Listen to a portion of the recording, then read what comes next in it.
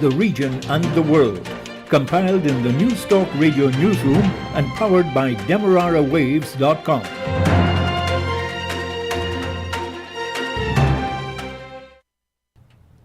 A very good day to you with the news at this time. I am Tiana Jordan. To begin the news, here's a look at the leads. Schools are to be reopened fully after the Easter holiday. An official of the Ministry of Health is in custody for alleged possession of arms and ammunition and attempting to bribe the police.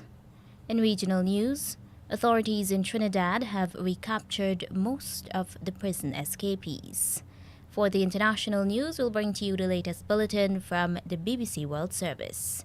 The details of these and other stories will be coming up right here in just a moment. Advertise with us on Newstalk Radio Guyana 103.1 FM for best coverage on programs on motivation, beauty and health, parenting and relationships, knowing your rights, and a variety of enlightening content, and get value for your money. Call our helpful staff today on 223-1056 or 223-1041 today.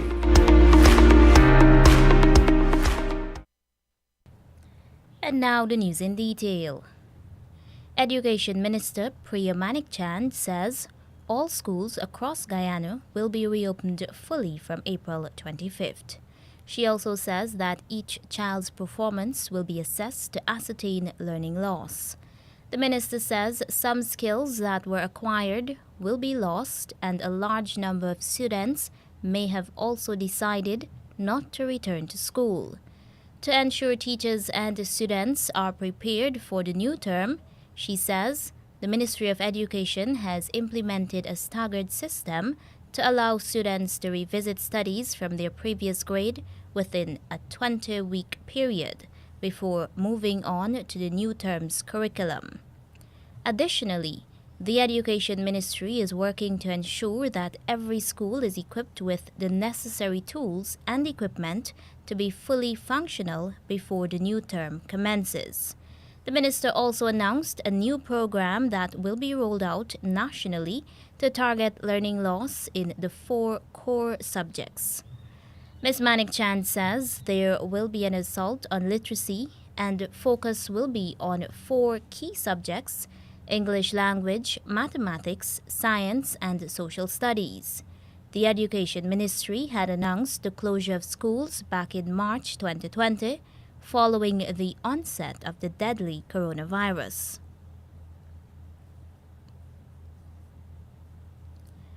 Digicel Guyana says 38% of more than 100 businesses in the country say they will need a technology partner to manage their information communications technology, ICT.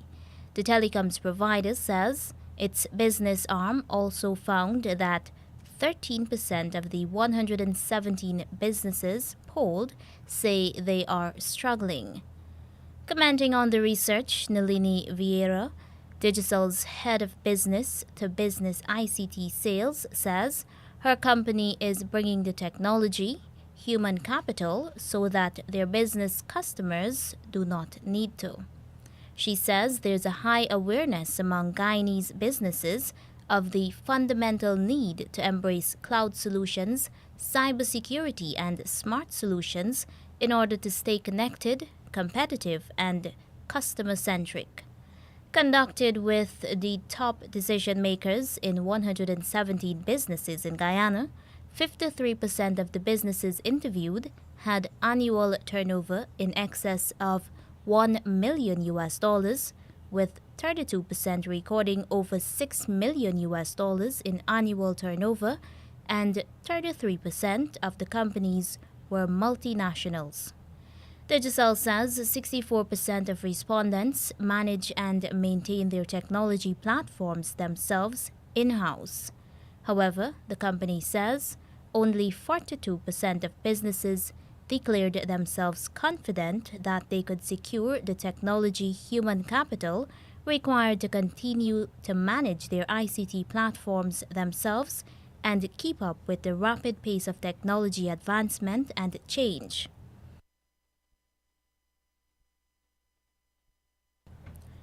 A man has been arrested for allegedly stabbing his wife with a kitchen knife in his car in Linden. Police say the 44-year-old man was arrested after the injured woman called relatives for help. The 42-year-old woman was rushed to a nearby hospital where she is in serious but stable condition. The incident occurred last Friday afternoon at Bucktongue, Wisma, Linden. Investigators were informed that the husband and wife were in a car driven by him when an argument ensued. The woman alleges that her husband drove the car to Bucktongue. As they both exited, police say the man went into the car trunk, took out a kitchen knife and ordered the victim back into the car, where the argument continued. During the argument, police said the suspect allegedly inflicted a wound to his wife's chest, one to her lower right foot, and to her fingers before escaping. The woman made contact with relatives who went to the area and rescued her. The man was subsequently arrested. An employee of the Ministry of Health's drug bond at Diamond East Bank, Demerara, was Monday arrested after police said they found a number of guns, ammunition, and cash in his car. He has also been accused of corrupt transaction with agent because he allegedly offered investigators 1.7 million Guyana dollars to drop the charges, police said Monday. Police say the car owner requested his bag and he withdrew and offered police more than $1.7 million cash to forego the investigations. Investigators had gone to the Diamond Drug Bond to investigate a report of larceny from that government facility. However, a search of the car bearing license number PAB 3032 unearthed 2 pistols and 27 rounds of ammunition. More than $4.5 million cash, including $5,760 was allegedly found in his possession. Police have questioned and detained several employees who were fingered in the alleged crime. And now in regional news. Just 1 prisoner remained at large Monday night after 5 of them escaped from a prison in Trinidad on Sunday night. 1 was recaptured on Sunday, while 3 were recaptured Monday evening. A report said a prison officer was conducting routine checks at Dormitory 4 around 10:30 p.m. when he noticed a sheet of galvanized flapping on the roof on the southern side of the jail. A check was done and it was discovered that 5 inmates were unaccounted for. 4 others were reportedly prevented from escaping. The Prison Officers Association, the Commissioner of Prisons, and the Ministry of National Security have all expressed concern about the conditions and safety at Trinidad and Tobago's prisons. Grave food shortages and extreme weather conditions in Syria have left some families in Trinidad and Tobago worried that their loved ones trapped in refugee camps will not make it to the end of the year. Several members of a group who refer to themselves as concerned Muslims are trying to get at least 74 children between the ages of 3 to 17, as well as 24 women to their homes in Trinidad and Tobago. Trinidad Guardian newspaper reports that at least 38 of those children were involuntarily taken abroad by their parents, while 31 of them were born in Syria and 4 were born in Iraq to TNT parents. Members of the Concerned Muslims group give some of the horror stories of what their relatives are facing in Syrian camps over the last few years during a Zoom interview with the Sunday Guardian last week. They said their pleas to the Trinidad and Tobago government to bring home those innocent children have fallen on deaf ears. The principal of a high school in Jamaica has reported that a fuss over a guard ring was behind today's killing of a grade 10 student at the school. Guard rings are often used by wrongdoers who believe they can protect them from their enemies as well as police detection. Kamal Hall, the murdered student, was reportedly accused by one of his classmates of stealing his friend's guard ring. The William Knibb High School Board is to hold an emergency meeting this evening in the wake of the killing, which happened 5 minutes into the lunch break. Audrey Steele, the acting principal at William Knibb, said the wearing of guard rings by students has become a serious challenge. Some of the rings bear the emblems of skulls and crosses. Among the items confiscated by the school were 2 knives taken from 2 students who have since been suspended. Against the backdrop of a hike in gasoline, diesel, and 100-pound cooking gas as of Monday, and a continuing rise in the cost of living, Prime Minister Philippe J. Pierre has reiterated the need for what he describes as a livable wage. Pierre, responsible for finance, made the remarks while asserting that there must be a mature and holistic approach to dealing with the cost of living issue. He told reporters that inflation is a serious matter and the focus of any discussion should be on a livable wage. The St. Lucian Prime Minister says that discussion will be held soon. At the same time, he blamed the previous government for leaving behind what he termed a fiscal mess, including hefty debts. And now for the international news, here's the latest bulletin from the BBC World Service. Hello, this is Julie Candler with the BBC News.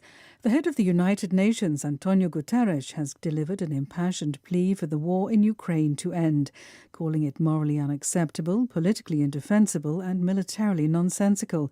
He said following Russia's invasion, Ukrainians were enduring a living hell. We have seen appalling human suffering and destruction in cities, towns and villages. Systematic bombardments that terrorize civilians, the shelling of hospitals, schools, apartment buildings and shelters. And all of it is intensifying, getting more destructive and more unpredictable by the hour. 10 million Ukrainians have been forced from their homes and are on the move. But the war is going nowhere fast. There are growing fears in Ukraine for residents of a number of the worst-hit cities, including Kharkiv and Sumy in the northeast, Chernihiv in the north and Mariupol in the south. Ukraine's efforts to agree a humanitarian corridor into Mariupol, which has been besieged by Russian forces for more than 3 weeks, continue to be thwarted. The city has been devastated by shelling. A woman who recently escaped from the city has told the BBC how 3 children she knew had died of dehydration. My city is absolutely destroyed. Me, my family, all our friends, we don't have our homes now. All the buildings are destroyed and the shelling is continuing now. I can hear. I am from far from 20 kilometers from Mariupol, but every day is audible to hear shelling of my city. The World Health Organization says Russia has targeted more than 60 healthcare facilities during the invasion of Ukraine. A WHO spokeswoman, Margaret Harris, gave more details. We've verified 10 additional reports of attacks on healthcare in Ukraine, and more incidents are currently under verification. So as of 22 March, we now have 62 verified incidents of attacks on healthcare in Ukraine, of which have been published on our surveillance system. And these attacks have caused 15 deaths and 37 injuries. And they are attacks that took place between 24 February and 18 March. A former Russian television journalist has said that her resignation this month was in protest at Moscow's war in Ukraine. Sana Agalakova was the Paris correspondent for the state-controlled Channel 1 broadcaster and said she told her bosses she couldn't continue and wanted Russians to stop being, as she put it, zombified by propaganda. World News from the BBC. The jailed Russian opposition leader Alexei Navalny has been sentenced to 9 years in a maximum security prison after being found guilty on new embezzlement charges. A spokeswoman for Mr. Navalny said the case had been fabricated. Caroline Davis reports from Moscow. Alexei Navalny is already behind bars, serving a prison term for breaching probation. Appearing in a black prison uniform in a jail east of Moscow, Navalny was told by the judge that he'd been found guilty of illegally obtaining billions of dollars in assets from donations to his anti-corruption foundation and of contempt of court. Alexei Navalny was arrested in January last year on his return from Germany, where he'd been receiving treatment after he was poisoned by Novichok. In other news, a special envoy for the Association of Southeast Asian Nations, ASEAN, has visited Myanmar in an attempt to end the political crisis that's followed last year's military coup. It's the first time the envoy, Cambodia's Foreign Minister Pak Sokhonn, has been to Myanmar since being appointed. He met the coup leader, General Min Aung Hlaing, who'd previously been shunned by the 10 ASEAN member states, but not the detained opposition leader Aung San Suu Kyi. Political parties in Mali have called for an investigation into the death on Monday of a former prime minister who had been in custody for several months. The parties said the conditions of Soumelo Boubeye Maïga's death were troubling. His brother likened it to a planned assassination.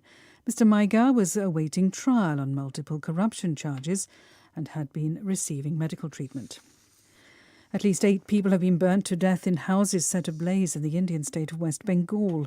The incident happened after a village council leader and member of the governing Trinamool Congress party was killed in a bomb attack. Violence broke out after his death in Rampurhat village, and a mob allegedly locked people inside about a dozen houses, which were then set on fire. BBC News. And now to end the news, here's a recap of the leads. Schools are to be reopened fully after the Easter holiday. An official of the Ministry of Health is in custody for alleged possession of arms and ammunition and attempting to bribe police.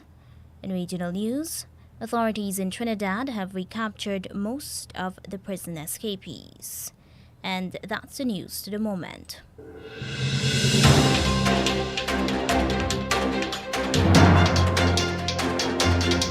This has been the news, compiled in the News Talk Radio newsroom. For ongoing updates, visit demerarawaves.com, and you can check facebook.com/demwaves and twitter.com/demwaves.